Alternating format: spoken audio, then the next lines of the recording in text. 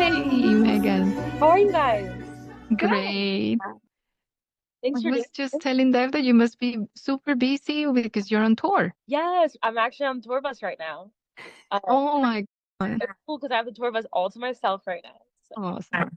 Thank you so um, much. where are you And guys located? Colombia, Colombia and South America. Wow, that's so cool. Wow, I've always wanted to go there. You should. It's beautiful here. Yeah. Yeah. And then I'm just Alright. in Minnesota. So we saw you in Isle, Minnesota with Big Daddy Weave and Ben Fuller. What was your favorite memory of that night or on that tour? Well, I love being out with Big Daddy Weave. They're the most incredible people ever. And Ben Fuller, he's a dear friend. So it's been really cool to be out with them. But I would say, man, from that night, I just remember like the worship was so powerful. Like I think at that time, like I think that was kind of the start of people just really singing the truth by song over themselves and really getting familiar with that song. And I actually remember walking away just being blown away by like how they are actually like singing that chorus as an anthem in their life live. So that was like my memory from that show. I think on this tour, or because I'm out with them again, but with David Leonard, but just being out with Big Daddy Weave in that season, I don't know, I just want to be a sponge and absorb everything from them and just how they lead well and love people well. And just as a new artist, that was so cool for me to see. Awesome. And then we also saw you at Momentum Yes. in Orlando. Oh, my first Momentum. Yeah. What was your favorite moment at Momentum? Something that just sticks out to you? Wow. I think just getting to meet so many people that are the ones that are actually putting the song on radio to just like open doors to so many people hearing the message. That was really cool to like meet so many people I've gotten to meet in person. But I think what was the most special part was after singing the truth, there was about three guys that came up to me in radio with tears in their eyes, just telling me how much the truth meant to them and their station and their listeners. And just seeing like three grown men tear up, like just, I don't know, it just really stuck with me. And it kind of helped me just encourage myself to keep going and know that like God is really like using that song to impact lives and in a deeper way than I even realized. So that was really special. That's wonderful. My last question is, if you could collab with any artist, who would you choose? Cece Winans. Like she's the best. I looked up to her for so many years and I just love her a lot. She's an incredible person and artist and that would be a dream come true for me. When was the specific moment that God truly touched you and you understood that you were being called to do something different, not just being a Christian girl from a Christian family, but a real Christian follower of Jesus and doing something for his cause? I remember growing up in a Christian home and I would study Bible verses just to go to camp, to Bible camp. And I always knew I loved God. Like that was definite. But it wasn't until I went through heartache and a lot of pain when I was in school, in high school and middle school. I went through bullying and a season of verbal abuse that really like messed with how I viewed myself and my worth. I just didn't feel like worthy of love. And so when I was 18 years old, I was at one of the lowest points in my life. And um I just opened the Bible for the first time in probably years. That was like on my bookshelf. And I started to read identity verses. And God really opened my eyes. And I think the word just became alive in that moment for me. I got myself back in church that was like in my area. And as I went to church, Sundays obviously impacted me, but there's a life group at that church that changed my life. And it was with young adults and we would just do life together and encourage one another. That life group changed everything for me. And my relationship with God just completely changed and he became my best friend. And I just wanted to give my life to God and just like that church. And so I was like at that church 3 times a week and I started to lead worship there because I just became friends with everybody and they're like, oh, you like to sing? Like you should sing at our church. So I was singing at restaurants and they're like, you should like use your voice here. And as I was leading worship, like God just really made it so clear to me that I was supposed to use my gift for him. Because every time I would sing at restaurants, it just felt so empty. And leading worship, like I could just see like lives changing and I could see like how powerful it was and the impact. And it felt life-giving. And so I remember like feeling this intense just pull. Like it was not just like God was poking me. He was like taking me by the shoulders, like grabbing me, like, I'm calling you to this. And you might not understand what it is, but it did feel like bigger than I didn't fully understand it. It was so intense, you know? Then a manager in Christian music, like shortly after, found me through a hashtag on social media.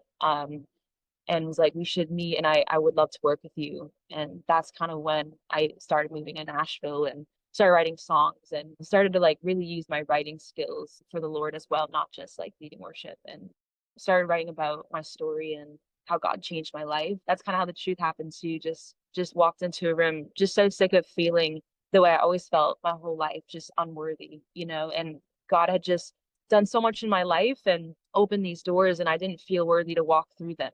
And I was so sick of it. And I wrote that song just as an anthem in my own life that I needed. And I never would have imagined that it would have connected with so many people. It's been a really beautiful journey. Only God could have written.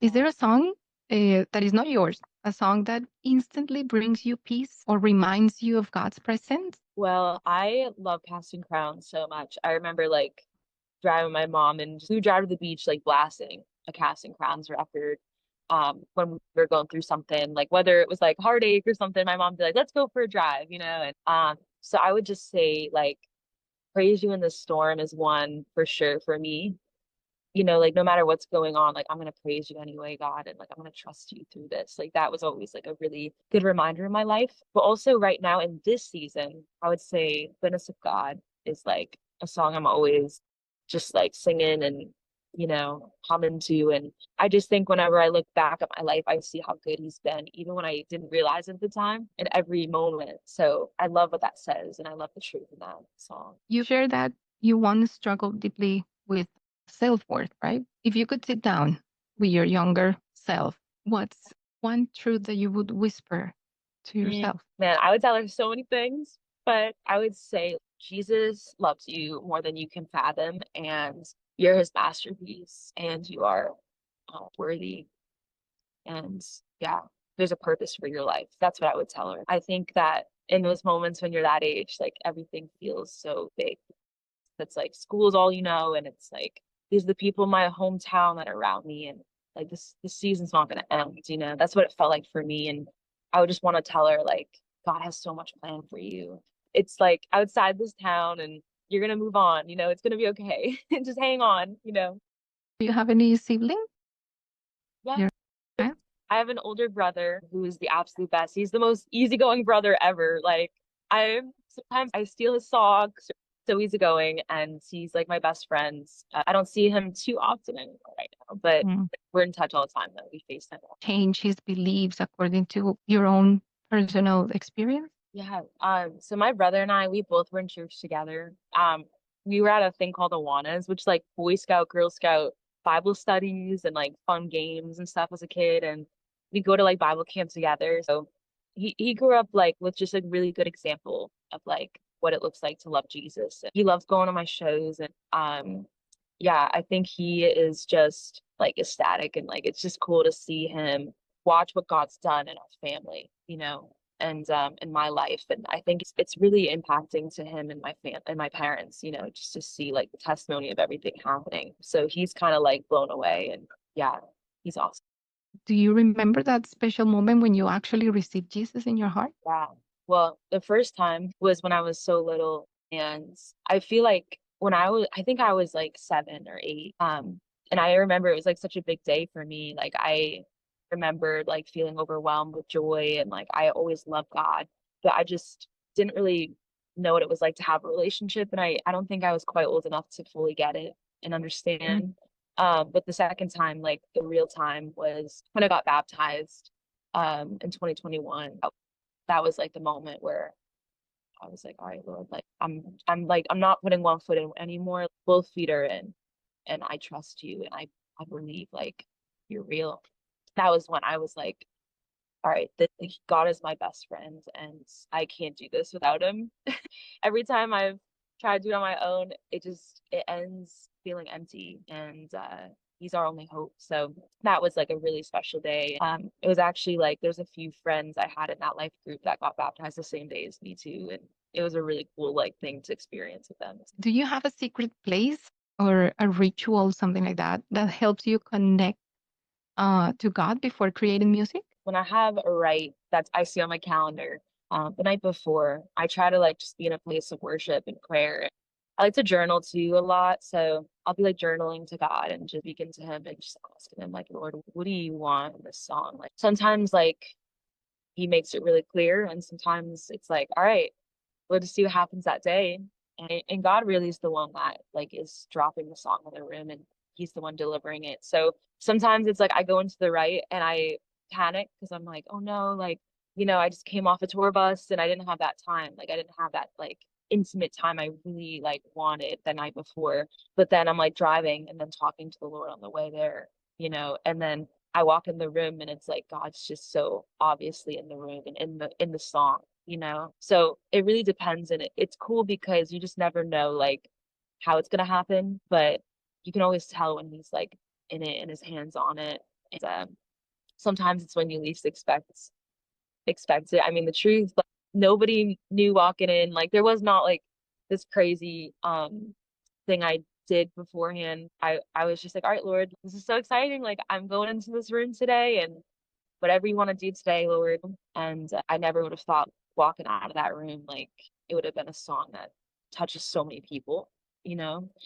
So yeah, it really depends on what He's doing, but I try to find time, like even if it's in the shower, just I feel like the biggest thing for me that I grew up believing, this big lie, was like you have to be in this special spot like all times with the Lord, and it has to like look so perfect to come to Him. But I think in this busy season, I love the fact that like I could just be like in my bunk at night, like or in the shower or like on the way to the stage. Like I'm just always talking to God and like just asking for wisdom, and like I can't do this journey without Him. So it's in every little moment that I can, talk to Him. Have you ever written a song that actually surprised you and maybe that came out differently from what you were expecting, but actually felt kind of divine inspired? Yeah, I feel like there's so many songs. It's funny because you walk in and you're just like, I don't really know what's on my mind today. And then in the moment, like you just have these really cool conversations, with co-writers, and we just talk about what's really going on in our lives. And that's kind of how I Believe You started. My song, I Believe You, came from a season of just losing hope and in a really rough time and a season of depression. And so when I walked in, I had no idea we were gonna write about that. We were just kind of talking about like anything I've gone through. And then as soon as my co-writer started playing some chords on the piano, I just kept hearing believe. And that's the word I heard over and over, just like believe. And it became I Believe You, and kind of started as this prayer too. So that was one I definitely like didn't expect.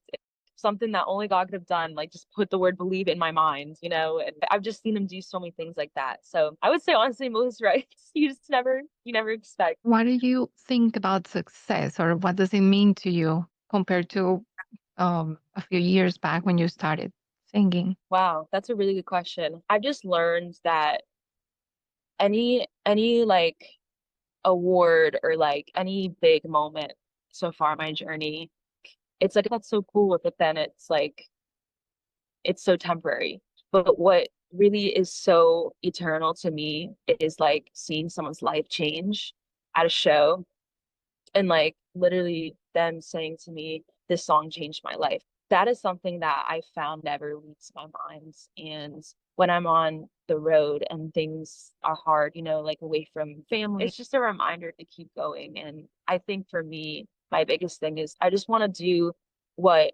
Casting Crowns did for me as a little girl. Like I remember growing up listening to them, and they were such a foundation for my faith. And they're the reason I knew scripture as a little girl, because they're songs and they changed my family's life. So if I can help somebody in that way and God can use me in that way, then that is everything to me. If someone can relate, and there's a young girl out there that now knows the truth after maybe she's gone through something in school that convinced her otherwise, like to me, that means the world. It's actually really beautiful. So you must feel really excited and happy, and that it brings you a big deal of satisfaction to know that lives are being touched. A woman come up to me at a show actually yesterday, and she's been asking me to pray for a family member that is struggling, and he doesn't really believe in God. And she's like, what can I do, Megan?